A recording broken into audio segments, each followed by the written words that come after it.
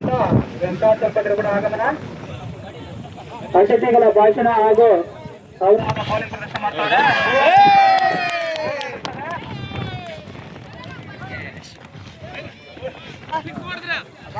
ಕಾಣ ನೋಡೋಣ.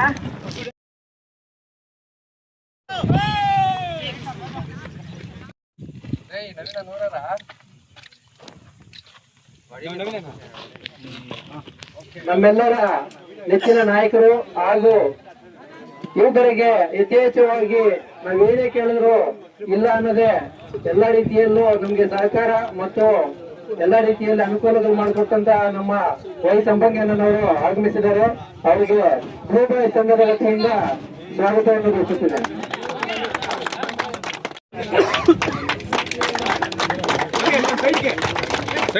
ಮಂಜೇಶ್ ಮನೆ ಬಂದ್ರೆ ಬ್ಲೂಬಾಯ್ ತಂಡ. ಮಂಜೇಶ್ ಮನೆ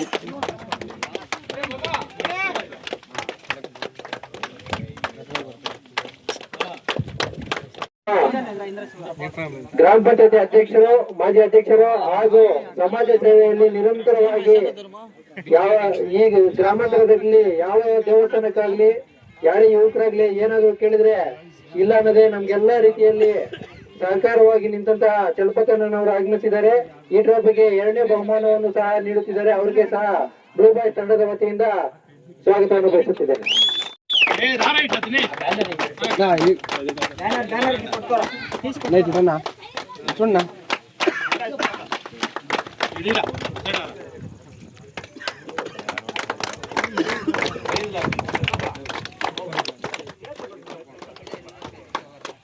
ಹಂಗೆ ಈ ಕಡೆ ನೋಡ್ರಿ.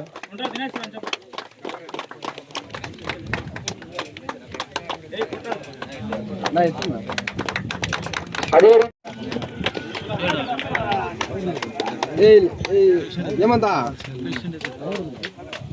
ಈ ಒಂದು ಟ್ರೋಫಿಗಳು ಮತ್ತು 3 ದಿನ ಊಟದ ವ್ಯವಸ್ಥೆಯನ್ನು ಮಾಡಿಕೊಟ್ಟಿದ್ದಾರೆ ವೆಂಕಟರವರು. ಅವರಿಗೂ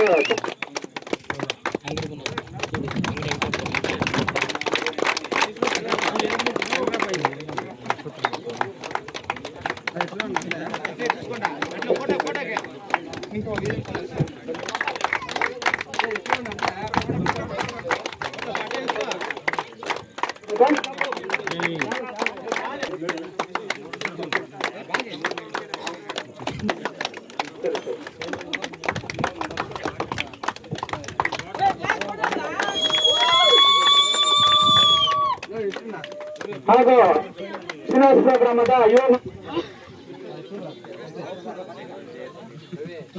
ಭಾರತ್ ಮಾತಾ ಕಿ